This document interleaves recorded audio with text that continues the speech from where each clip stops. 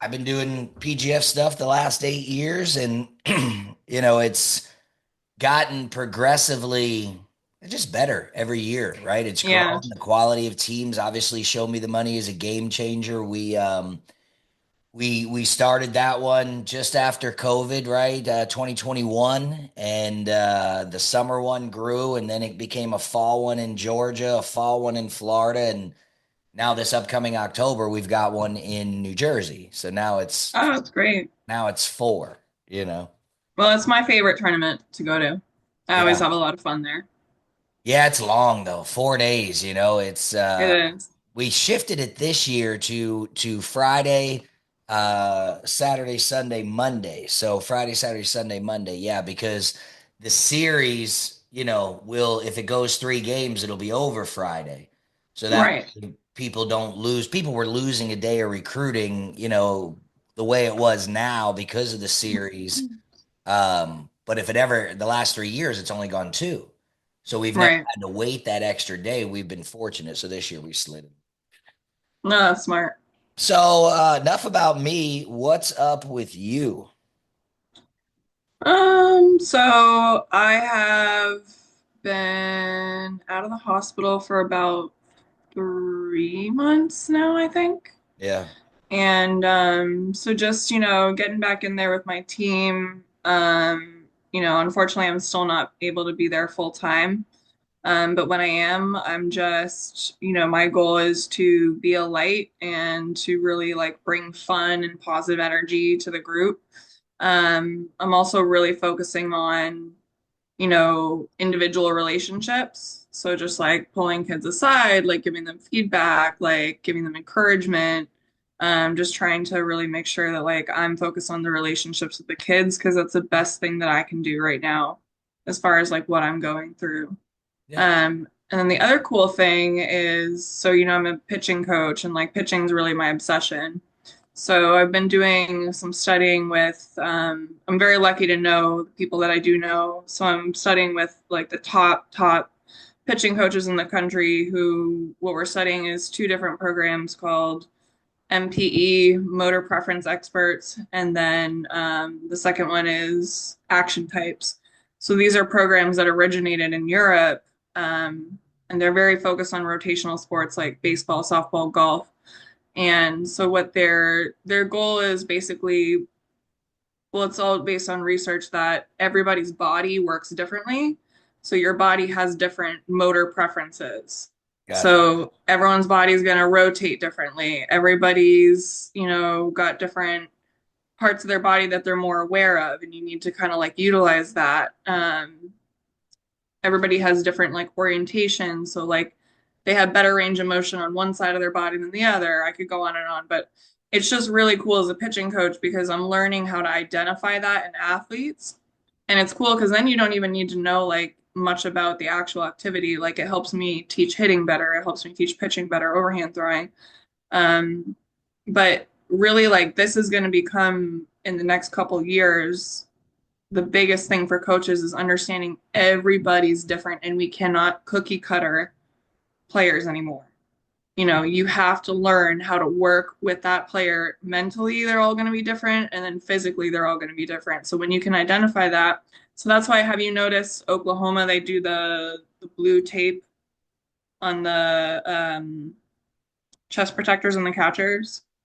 I actually have not seen that. What's that for? Okay. So this is like a crazy thing. So one of the things is that one of the profiles is every athlete is either a breath in athlete or a breath out athlete. So, like, I was a breath in athlete. Like, if you saw pictures of me pitching, I was like holding my breath, you know? Okay. And Gotcha. everyone was like, that's bad, breathe out. And it's actually not true. So, what they've found is like everybody gets energy in different ways. So, you either someone like, the grunting pitchers who like grunt or Sure. scream. I was going to bring That's a, that up, right? That's where they get told exhale, and in order to know you are, you yeah. make a noise, right? Yeah, so that's a breath out athlete. And the pitchers who are more like holding their breath, it's a breath in athlete. So the color that, so like if you look at Oklahoma, like that girl, I forget her name, but she's got the glasses and she's really pretty. She was pitching the other night. She had horizontal blue tape on the chest protector of her catcher. So by staring at that horizontal blue tape, she's a horizontal rotator. So her body rotates more this way. Yeah. And then some people are vertical rotators. They rotate more this way, like their entire body. So the horizontal tape being blue, so breath in athletes, they do better when they look at the color blue. And breath out athletes do better when they look at the color red. Now, the crazy thing Yeah, is, that's funny. There you go. yeah, so these like top schools like Oklahoma and, FSU and, I'm not really sure who else is using it, but they're actually like now they're trying to mess with each other on it. So what they're doing is like, oh, this pitcher that we're facing is a breath in athlete, so everyone's going to wear red elbow guards to mess with them. Okay. Isn't that crazy? Right. Psychological warfare coming into the game. That's Yeah. that is well, Yeah, that's so that's cool, kind of man. what That's I've been up interesting. to. I've never heard about any of this prior to this conversation, so that's pretty interesting. Yeah, it's very top secret, so All right, I'm well, we'll sharing it cut with that you. out. We won't share this part of it. So Oh no, you're fine. I didn't share anything that's like actually top secret. So no inside trader secrets. yeah. Look, what I've done is put together a couple of questions, right? I'm gonna just kind of give you the topics and the areas, and then you let me know, okay, this is cool, or yeah, we'll move past that. I don't really want to worry about that, and then we'll get into it. So, obviously, I've got a little opening, right? Talk a little bit about you, softball, things like that. When did you first talk about your early coaching career? Right? Because I want people to kind of get to know you and the whole process through all of this stuff, right? Oh yeah. Um, and so kind of just take you through that whole initial. What's one word your former players would use to describe you and why? Softball leadership and legacy as the head coach at New College of Florida. What do you envision in the program? What makes it unique? How has your coaching philosophy evolved over time? You can talk a little bit about what you're doing now.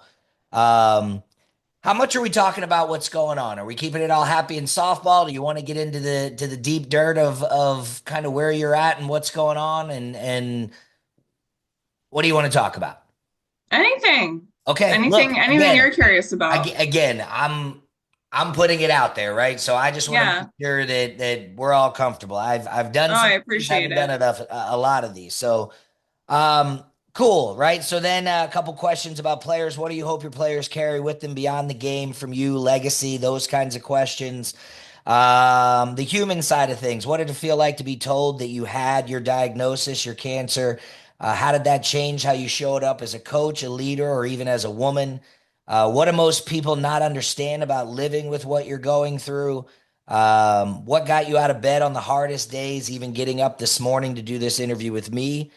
And then a little bit of the lighter sides of things. What's the funniest or most unexpected moment you've had on the field? What game or moment still gives you the chills when you think back on it? Which former player or moment made you realize this is why I do what I do? And then just a little close, right? If you were to a story of a softball, or if your story were a softball game, what inning would you be in? And how would you say you're playing the game right now? And then a couple little ones along that line, right? Okay. Right? Good to go? Yeah. Those are great questions. Cool, man. I'm excited. I always appreciate you spending time with me, giving me opportunities that you did. That's the talk that I did at your school, the talks that I've done at Weber, the talks that I did down with FNU. It really Yeah. helped me get some things that I haven't gotten before and put some things out there. And it's been pretty good. We just passed 10,000 followers yesterday. Uh, Amazing. and I'm getting about 8 million views a month right now on all my stuff. It's wild. Well, can I ask you a little bit Oh, first before yeah, we of talk course. You about? can ask me anything. Okay, great. So, well, first of all, like one reason I love talking with you and connecting with you is I feel like our goals are so aligned as far as coaches.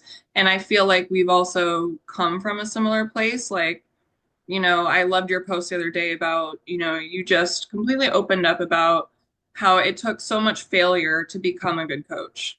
And Yeah. I completely agree with that. It took me, like, I failed a lot as a coach to become a good coach.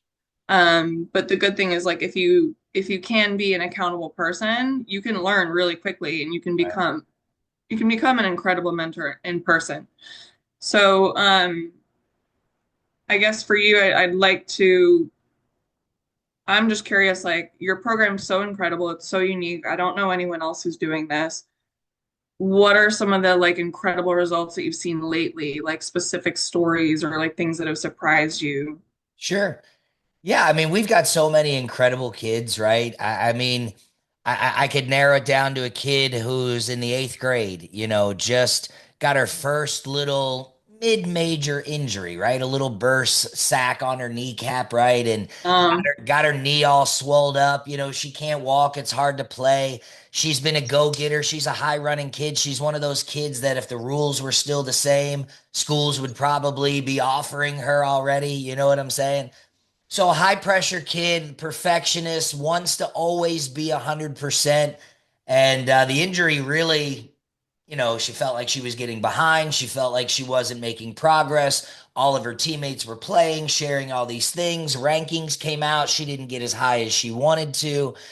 So really just working through that, right? And letting her know that you're 14 years old, right? This is a minor injury. The body's going to heal itself. Right now, your bones are growing faster than your ligaments. Your all of these different cushions aren't catching up with everything. Your body's growing in different directions, right? So, just getting her to kind of slow down. And then her injury healed. Her first game, she went 0 for 2. I was there at the event. We kind of talked it out a little bit. Her parents have been super supportive. We've changed the way that the family unit conversates, and that's most important because me and the kid can do all the work in the world. But if when she goes home, the parents absolutely obliterate her, it's not going to do any good because that's who she's looking for acceptance from in a world where she only knows a dozen people.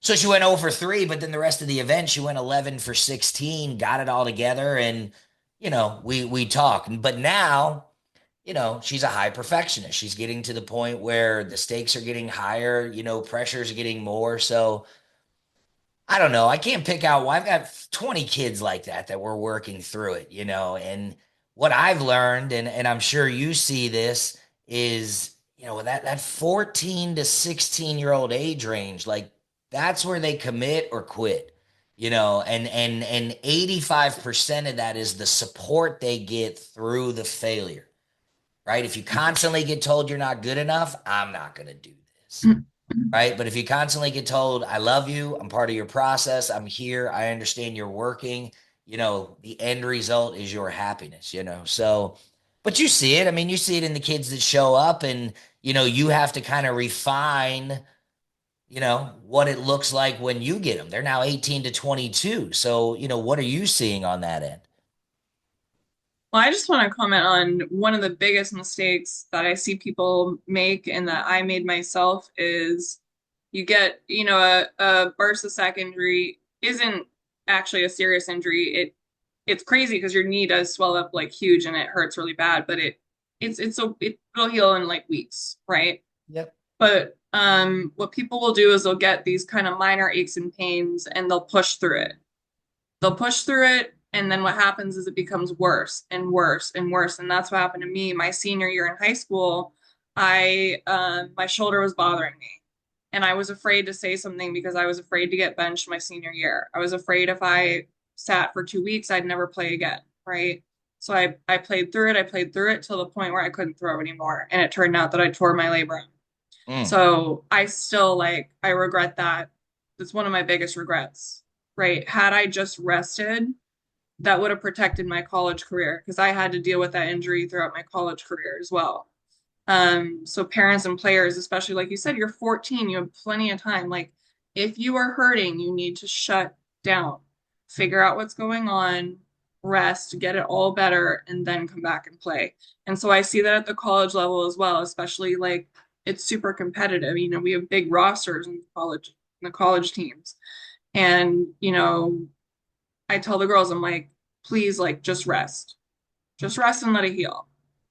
And then kind of touching on like, I'm really hoping that your program will get through to parents because parents are, they can be the the best thing or the worst thing for a kid.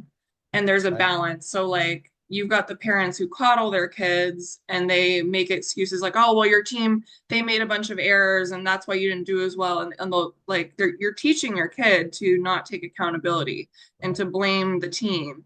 So it's really important that you're teaching your kid accountability in a healthy way, but then also like just be their biggest cheerleader. That's your job. Be their biggest cheerleader. Like they don't need you lecturing them in the car for an hour or 3 hours or Yeah. however long the drive Yeah. is home. It's really, really toxic. So just kind of like I think it's so important for parents to learn, how to be hands off enough, but how to teach your kid just to be a good person, you know. So talk about that, right? Talk about your time as a head coach, right? As a head coach at New College, what do you envision for the program? What makes kind of your program unique? And like what are your non-negotiables on your program culture? What you like to bring into what you're looking for? Um, my vision for the program is, I've always known that happy, confident players are going to do the best. Connectedness is very important to me. So, we are a family, we're a unit, and like you need to build relationships with the coaches, like coaches to coaches, coaches to player, player to player. Like building relationships is so important. So, the stronger the relationships and the bonds on the team, the better your program is going to be, the more fun everyone's going to have, right? The more purpose you guys are going to feel. So, that would be number one. Um, number two is like we're here to play softball, but we're here to learn very important life lessons. Yeah. So like one thing I'm very big on is like communication is everything. Okay, these kids have to learn, and I've seen like a lot of college kids struggle with this. And if they're struggling with it now, they're going to struggle with it in the workforce. They got to learn this now.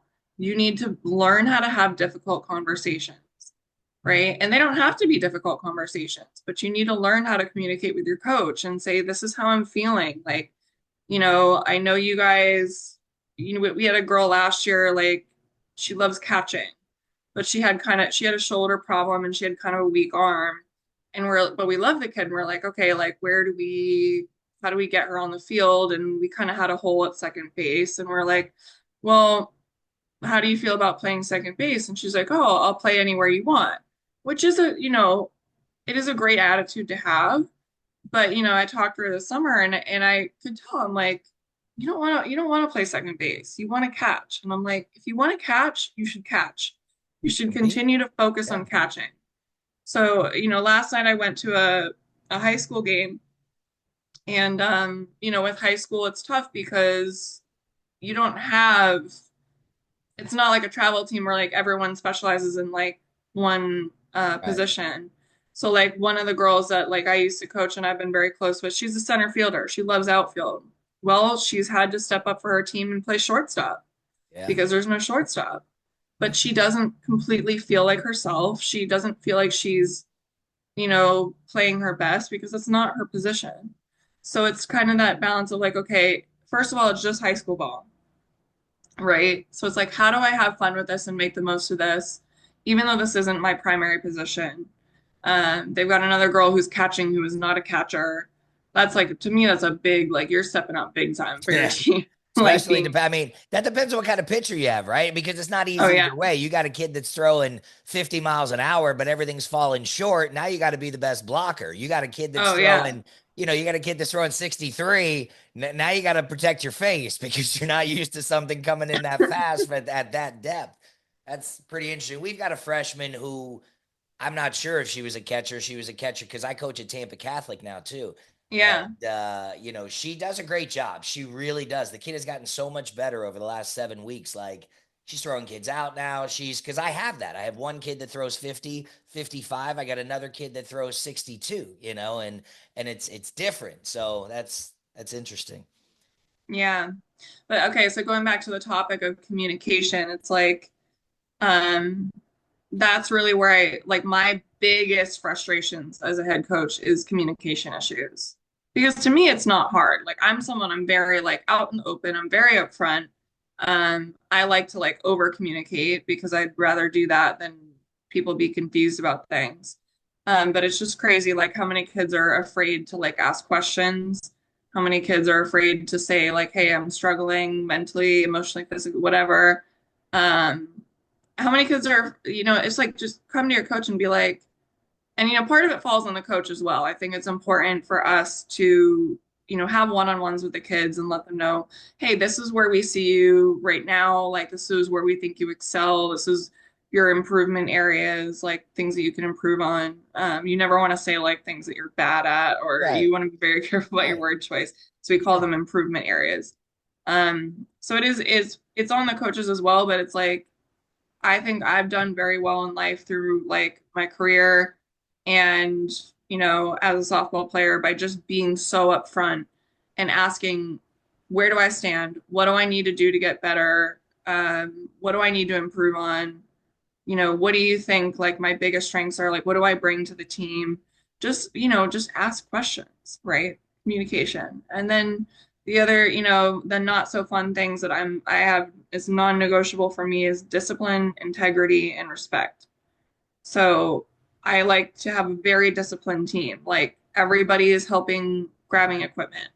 Um, everybody's showing up on time. Everybody just looks sharp and things are, moving. It looks like everything looks very well rehearsed. Yeah. Everybody knows what they're supposed to be doing at every time and everybody's Intentional. trying to be helpful, Yeah. right? Intentional, right? We're doing it on purpose. Yes. It's something that we're intentionally doing. We're focused in on it. Yeah, for And sure. other teams notice that. They notice when a team is lackadaisical and like is not, you know, doesn't seem to be on the same page. But like I notice teams where it's like every girl, this is like another big thing for me is like the cheering. So like one of the things I hate, like like I just have no I don't accept this at all when people say this. Oh, I don't really like to cheer. I'm not a cheer. And I go, okay. So imagine if everybody on the team was like that. How do you Right. think that would go? Right? I'm like, do you watch college softball? Every single girl in that dugout, whether they've played 0 innings or every inning, is on the fence cheering for their team. Okay. So it's just, to me, it's just not acceptable. It's not acceptable if you want to be the kid who's over to the side, like, not because it just shows that you're selfish, honestly. So that's part of the game. You've got to be there to support your teammates. So that really like that kind of to me comes with the discipline part. Like when I see a team where like everyone's on the fence cheering, everybody's high energy, everybody's, supporting each other, like that makes a huge difference. It's all about energy, and that's, that, and I think that's what your program is about. Yeah, I Um, mean, energy is absolutely key, right? Consistent energy, right? And I think for me, I put that energy into a space of called being the example, right? yes. Intentional effort is what we do on purpose. This is what we're doing, how we're doing it, right? And being the example is all energy, right? If I have to come to you and say, "Let's go dugout, let's go," right? Like who is then the example? Who is then taking the leadership role? Who is lifting everybody else up around other than me? And that's great. That's my job. That's my role as a coach, right? Is to understand, why is this kid not doing this? Is it just because they're and I don't feel like it? Or is it because, maybe they were on a team where coach didn't like that for the last 3 years and now I have to unprogram what's been programmed, right? To go back to you saying communication, right? A lot of kids will speak up for themselves, right? Especially, I found the higher the level, the more they're actually going to speak up for themselves, right? The more Yep. they're going to cheer without being prompted, right? These are our high powered, all in, power four, power five kids, and that's why they're at that level, right? So for everybody else, there's a place to play, but somewhere along the line, someone's programmed them to do this, do that, right? Because they're just a product of their environment, the nature versus nurture thing, right? What do they learn compared to what's wired?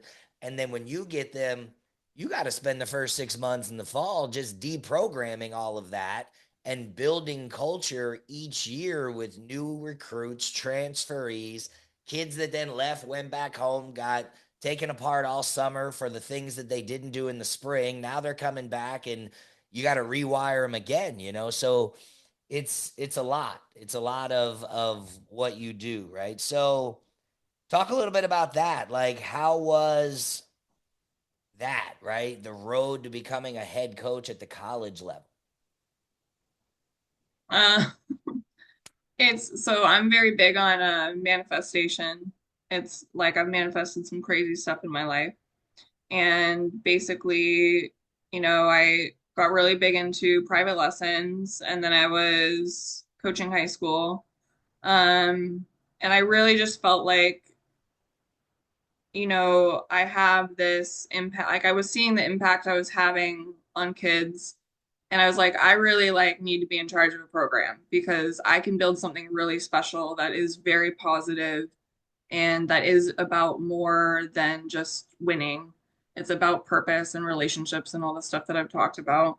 And so literally it's kind of crazy. I was living in Fort Myers at the time and I was doing full-time lessons and I was doing like substitute teaching during the day and it was just like draining and I was feeling like something was missing and like the problem with doing full-time lessons is you're stuck inside all day.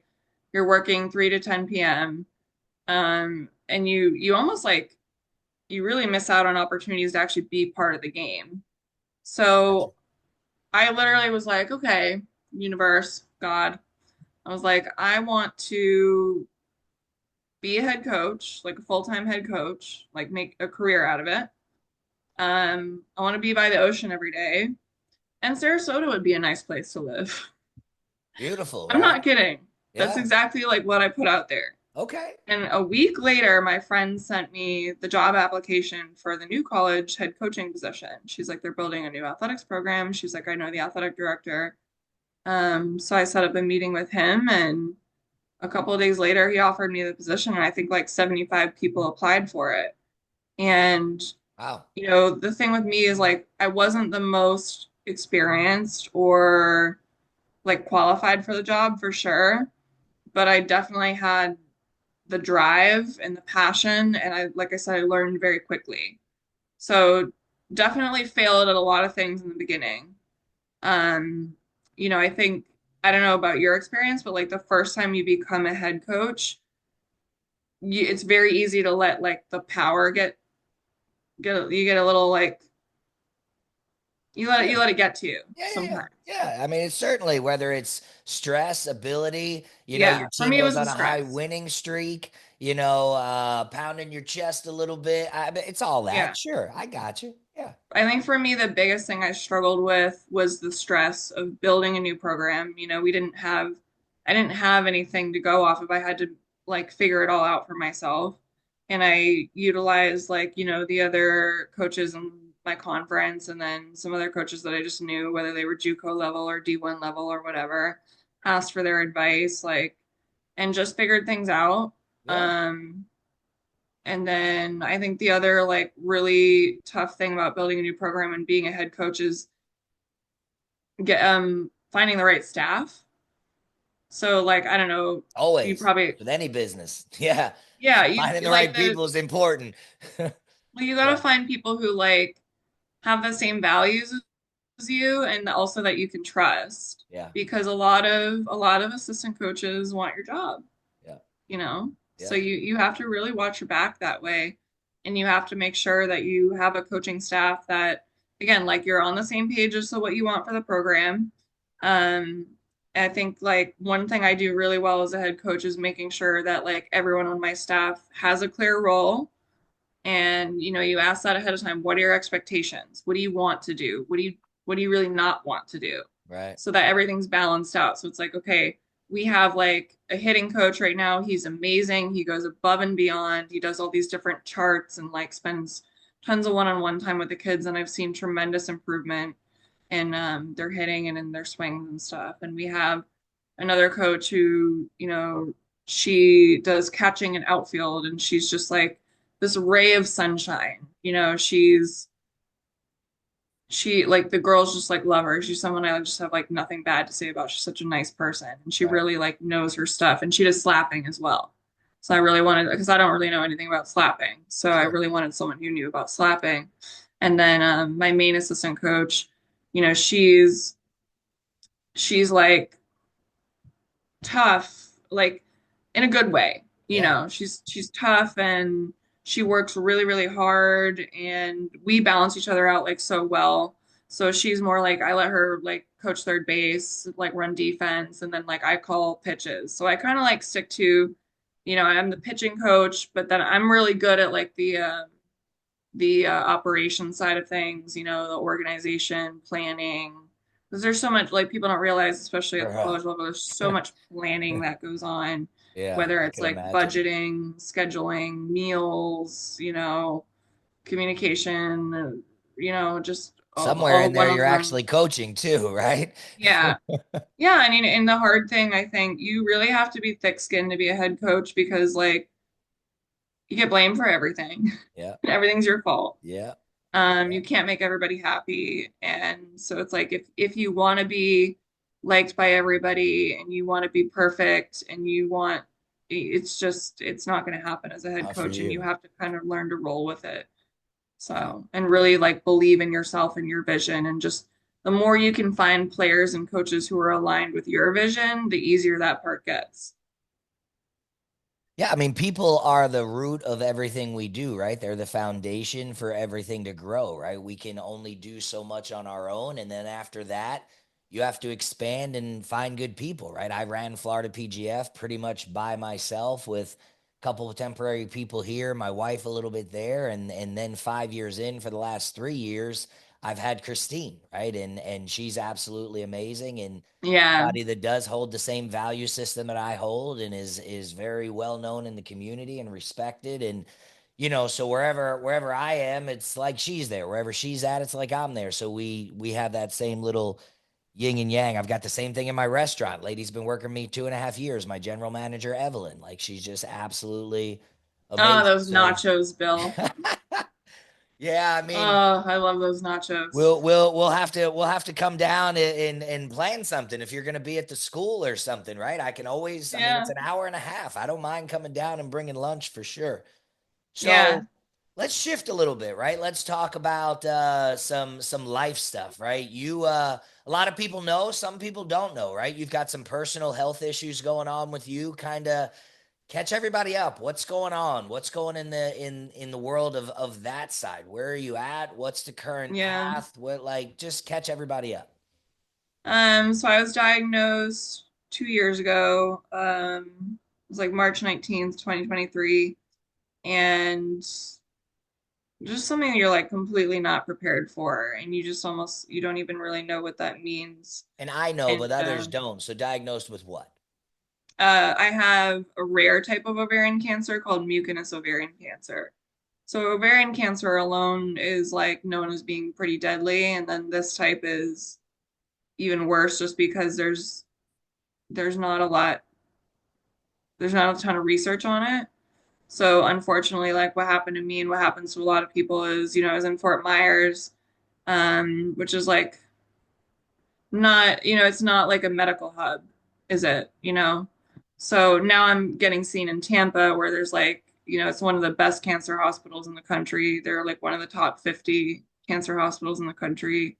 And my doctor, he's been doing this for 40 years. And I actually recently, because I am stage 4 now, and there's been a couple times where they're like, oh, we don't have anything for you right now. Like, we don't know what to do, and then they Right. give you like a timeline, which I wish they wouldn't do that, because it's like there's people with cancer who they shouldn't have any problems and then they don't last very long or like they have a ton of problems but they somehow like live years and years with Right. stage 4 cancer. So I wish they wouldn't do the timeline thing because it gets in your head. And I was at the doctor yesterday and I had a little bit of a breakdown because I had a CAT scan and blood work this week. And it's not, it wasn't good. It's progressed a lot. And um I so just all these fears came up and he's like, look, like the cancer will get to you mentally before it gets to you physically. And you have to, it's so much easier said than done. And I actually get like upset sometimes, especially with my parents when they try to tell me to like stay positive and things like that. Cause it's like I do stay positive a lot. But like I also have a lot of breakdowns and I'm entitled to my breakdowns, Yeah. and you need to have those breakdowns because you need to kind of release like, this fear and this horrible thing that you're facing. You need to release those feelings. So, I was like, well, what if this like it grows too big and you can't remove it? And I'm just like, what if this, what if that? And he's like, look, just we will deal with it when we get there. He's like, we've always figured it out and we'll figure it out when we get there. He's like, Yeah. I will find a way. I'll make sure that you don't suffer. Um, because I think that's like my biggest fear. It's just like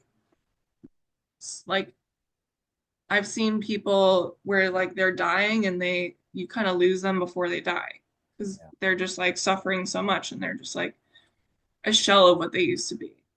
Um, so the good news is they are starting me on a new chemo pill. And Okay. just like background, I've had 4 surgeries, like major surgeries. Like what I've been through as far as like surgeries and treatments is literally comparable to like medieval torture. Mm. Like no one understands. Nobody understands like the pain and the suffering. Mm. Um, I spent this whole last year, I spent every holiday in the hospital, from Halloween through New Year's. I was in the hospital. Mm. And I was very lucky that there were people who literally, drove hours to be with me on those holidays so that I didn't have to be alone. Yeah. But it's like that's so hard in itself. And where you're on social media and you're just seeing everybody like living their best lives and you're stuck alone. But I will tell you, like, I always try to think of, no matter how bad the situation, like what is God trying to show me? And through this whole experience, God has shown me how incredibly loved I am. Yeah. One of the biggest compliments that I get is like, wow, like you have the biggest you have the biggest cheerleading squad of anybody that I know. Like there's so many people who are praying for me and who are thinking of me and like people that I either don't know or that I haven't talked to in like over a decade have reached out and offered their support. And sometimes it's like crazy, like how much support they actually, this person that I'm not currently close with has been able to offer me so much support. So it's shown me like how much people care, how loved I am, how strong I am. Um, and I think no matter what, we're all here for a certain amount of time, but it's about like what impact did you make? And Yeah. I feel really good about the impact that I made. And ideally, I'd like to stay here because I feel like I have so much more to give. But at least I know that like I've given a lot and I've taught people a lot. Yeah. And that's all I can ask for. Like I'm not going to be that person who's just wallowing and, gives up and is, focusing on, because one thing I get all the time is like, how are you? And if I, focused on, and I easily could, oh, I'm not doing well. I'm throwing up all the time. Right. I'm in pain all the time. And if I like told people that, like I really think words have power. And it's like I have like people that I do talk to about those things, but Right. I try to focus on the positive. Like I'm hanging in there, taking everything one day at a time.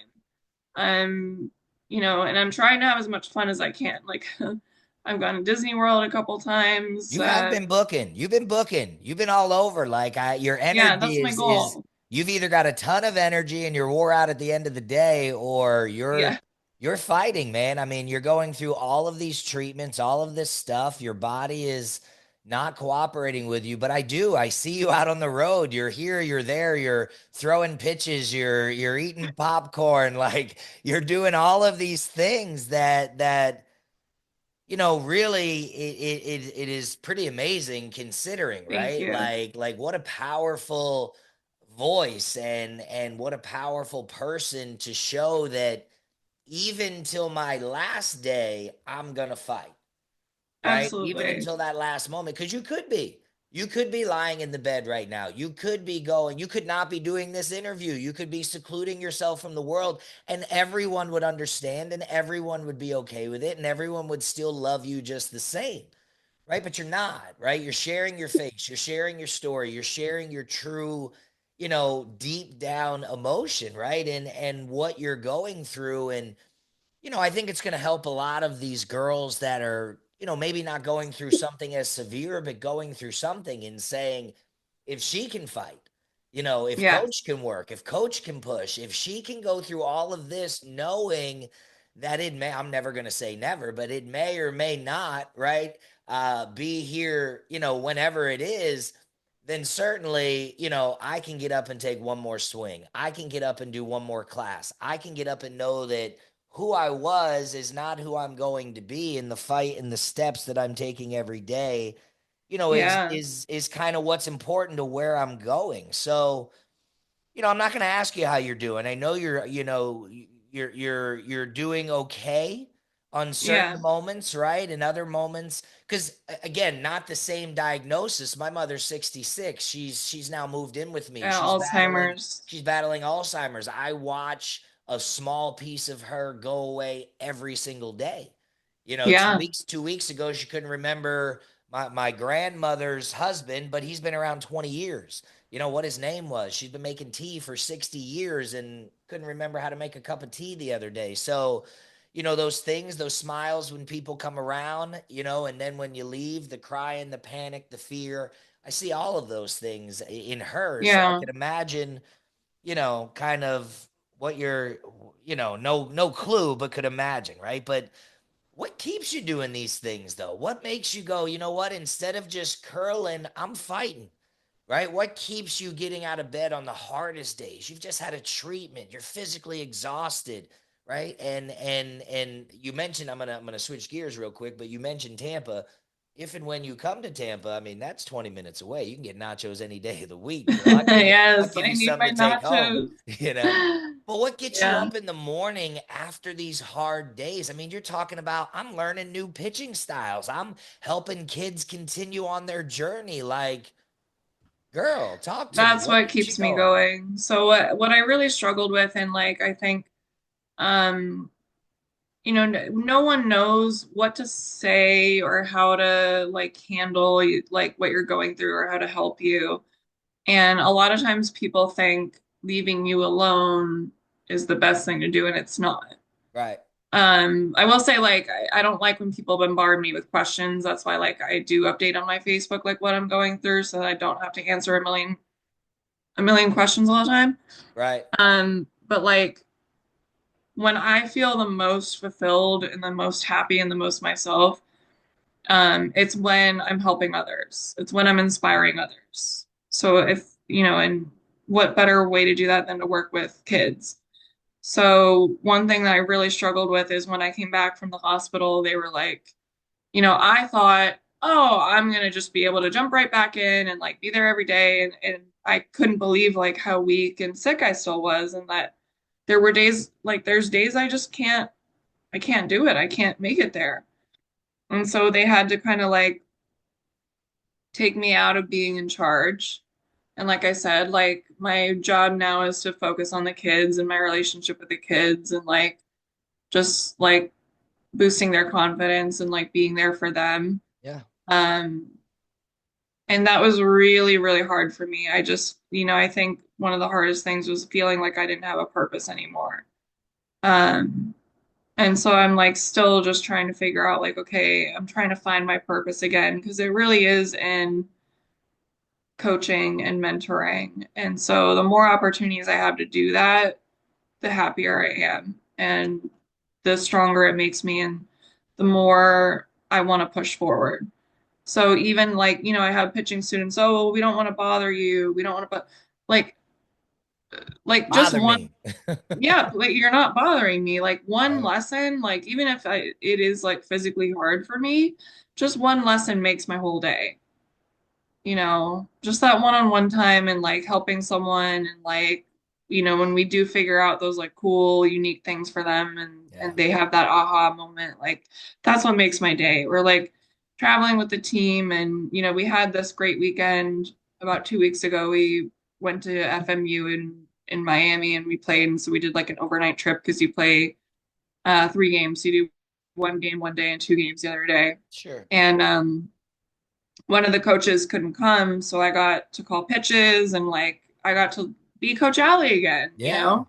And so my assistant coaches actually asked me, they're like, "Are you okay? Because you're like yelling a lot, not yelling at the kids, but like I'm like, yeah, like I'm like just You're super hyped like up, pumped and bro. yeah, and energized and Yeah. like and when you're calling pitches, you got to call out those numbers. Like you have to be super loud, Yeah. and you're also like flashing the numbers like with your fingers so that people can see.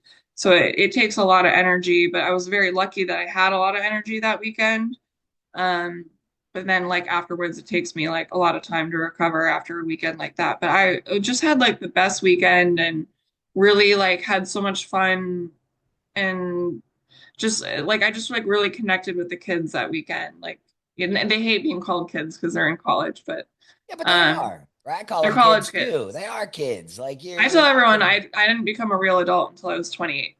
I'm not sure I'm a real adult now outside of the, Yeah. the moral part of it, but I'm a clown. I'm a goofball, right? Like Yes, me I'm too. mature like a 45-year-old man, but boys just want to have fun, Yeah. Like you can't live life so serious, man. Like that's what I try to get across to the kids every day. Like what you're doing is important, but it's Yeah. not so serious, right? Like it's important, it Yeah. matters. We want to put all our effort into it, but like there's things that are really serious that we really got to put effort and worry into in order to be able to, navigate. And even those things, not worry, right? So cool, man. I mean, this has been really exciting, right? So what is kind of something that you've made peace with, something that you're like, okay, right? Like I've handled this. I've come to peace with this. No matter what the rest of my journey is, a year, 5 years, 10 years, things happen, things change all the time. Like,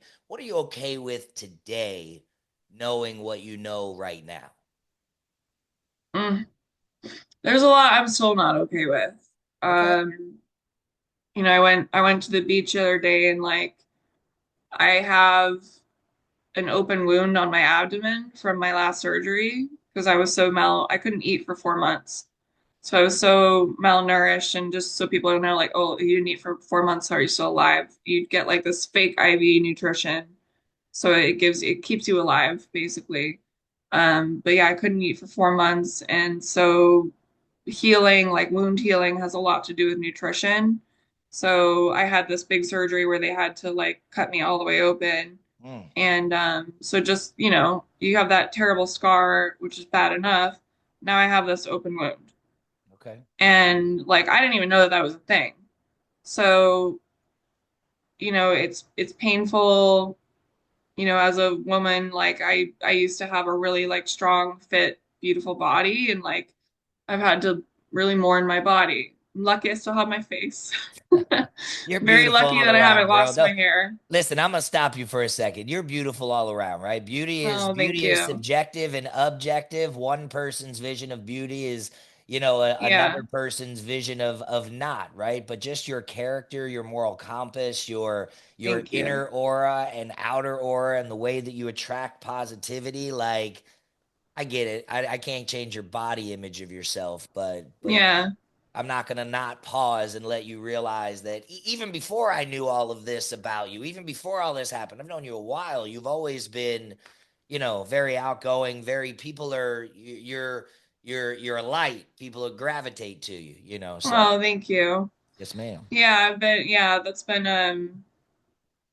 is something I feel very like lucky that that's something that just comes naturally to me as I'm a people person, and it's helped me a lot through this situation. What have I accepted? And look, your answer could be nothing. I don't accept none of this. I'm fighting, right? Like I'm just Yeah. Um,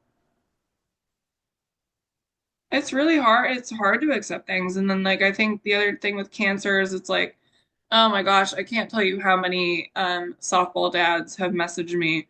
Oh, have you tried ivermectin and fenbendazole? And I'm like, yes, actually I have. And it made me super sick. And there's actually no evidence that it works. And so like there's this whole like alternative aspect, like alternative treatments for cancer, and people think they know what they're talking about. And it's just like, okay, a lot of it, to be honest, is BS. I've tried a lot of it. And but then there, there's just part of you that's like, okay, like should I be doing this particular diet? Should I be doing this? Like you wonder, like you feel really helpless. You're like, well, like what's in my control? Like how, like you almost are trying to figure out like how to heal yourself, especially when you're running out of treatment options. So, that's something that like I'm having a hard time accepting, is I just question all the time, like, am I missing something? Is there something like natural or alternative out there that like I should be doing that I haven't found yet? Um, but yeah, I to answer your question, Bill, there's a lot that I haven't been able to accept. It's hard for me. It's hard for me to think of like things that I have accepted besides the fact that like this is teaching me things and I'm great. Like, I think it's just like trying to find the gratitude. Like, I'm grateful for the lessons that this has brought me. I'm grateful for all the support and how it's strengthened my relationships and it's strengthened my relationship with myself. Um, so it's just like the closest I can come to answering that is just like trying to like find the positive and focusing on the positive. I got you. Yeah, and I mean, hard to do, right? But something that we have to do with intent, something that we have to focus on, something that really it takes a lot of effort, I'm sure. So, look, we've learned a lot about your story today. How do you hope that your story helps other people live more intentionally, right? People are going to see this story. People have seen other stories. I'm not the first person to interview you or do an article on you, right? I enjoy every single time that we get together and talk. I learn a little bit more for sure. But how do you want your story to help others live intentionally, right? Change their path on purpose, right? My dream is that whatever happens to me, I have had miracles happen. They're like really like there were so many times I should have died already. And then like a new treatment came out, or I found the right doctor, or whatever. So the thing that I really want people to learn from me is that like miracles happen. Like I talked to you in the beginning of our talk about manifestation. Like Yep. I have manifested crazy stuff in my life. And so I forget like who it was, but it's some thought leader guy on YouTube and he talks about a radar screen. So everybody has a radar screen and like in that radar screen is everything that you know, everyone that everything that you're aware of right now, but outside of that radar screen is all these opportunities and people and things that like you haven't come across yet. So they're like, my thing is like find a way. There's always a way. Don't stop believing, like to the very end. And like this goes back to softball. You could be losing, I've seen it happen. You could be losing by 8 runs in the seventh inning, and then all of a sudden, like you have this big comeback and you win. Right. So like softball so much translates into like what I'm Isn't going it through. wild? Isn't it It's wild how wild. softball, you say softball should not be your life. It's not who you are, it's what you do. But literally we could take every moment in life, good, bad, or It is indifferent, and life. bring it back to the game. Yeah. Yeah, and so the other thing I tell people is how you fight on the softball field is how you're going to fight in real life. Yeah. When something difficult happens to you, are you able to advocate for yourself on the softball field? Are you able to like make a really bad error and like pick yourself up and come back from that? Are you able to have a good 0-2 mentality? Like that all is going to translate into how you handle life. Like this is so like, and that's what I want people to understand is like the things you're doing in softball are so much more important than like this game Yeah. and winning. It's so much more important. So I really envision like I still believe that I can have my miracle, Yes, ma'am. and Yes, ma'am. my goal is to show people like you can also have your miracle. Whatever your struggle is, like you can have that miracle, but you have to believe. There's so much strength in being like, I don't know how, I can't see the path right now. And even like if everything seems like it's stacked against you, just being like, it doesn't matter. It doesn't matter because like, and that's where I think like having a connection with God or like just some kind of, I think it's really important to have a connection with like a higher power of some kind. Just knowing like I'm connected to you, I have your power, like you work through me. And I like as one of my friends said, as long as you have desire to do more, like you will stay alive. When you lose the desire to like have things to do in this life, that's when you die, Mm. right? And so I have like just keep that desire going no matter what. Like I have important things to do. I am important. Like, and maybe you don't even know like what that is yet. Like how you, the crazy thing, so talking about manifestation is how I got into coaching. So I hurt myself my senior year in high school. I battled an injury all through college. I was like not the player that I used to be. And I had to quit after my sophomore year because my shoulder was just so messed up. And after that, I wanted nothing to do with softball because it was heartbreaking. It's like getting out of a bad relationship and you have to block your ex, right? Can we just be friends? No. Right? So it's like I wanted nothing to do with softball. And long story short, it was in my late 20s that one of my friends was like, "Oh, my niece is trying out for softball. She's like 11 or 12 years old." I was like, "Oh, I used to play softball." And she's like, "Oh, like, do you think you could help her get ready for a tryout?" So I was like, "Yeah, sure." There it And is. so, I spent a couple of days helping this girl get ready for her tryouts. And my friend's like, "You're really good at this. Like, you could probably like charge money for this." Well, a month before that, like I had kind of done this like manifestation exercise of like, okay, I want to make extra money because I was working in fashion and like it takes a long time in fashion to start like making good money. Yeah. And I was like, I want to do something that helps people. But you have to be very open-minded. I don't know what this is going to be, but it's going to make me feel good. It's going to help other people and it's going to help me bring in extra money. Yeah. And then that's how this all came about. Like I started, I made this online profile, I started getting students, I started learning more, I started getting involved in travel teams. Then I, moved down to Florida and I was like, wow, everybody in Florida is obsessed with softball. So, I couldn't get away from it down here and it Yeah. became my career. So, God's will to put you on a platform to spread your message to a bigger audience. yeah. Yeah. Yeah, but it's all about what you believe. And that is the biggest thing I need people to understand is like whatever you believe is what you will get. If you believe you're a big loser, people are going to treat you like you're a big loser. And if you believe, I think, and again, this is so much easier said than done because I have had moments where I just want to give up. If you get cancer and you get sick or you get sick with something else, it's so easy to be like, I'm just going to give up. Yeah. And you have to say, no, I'm not going to give up. I have reasons to live. I'm going to keep pushing. I'm going to keep moving. I'm going to keep fighting. So let's close it out. Let's give me a message, right? One message you'd like to leave with every athlete, every parent, every coach that could be listening to this, might listen to this, see it down the road 5 years from now. What's Coach Aly's message to the world? Hmm.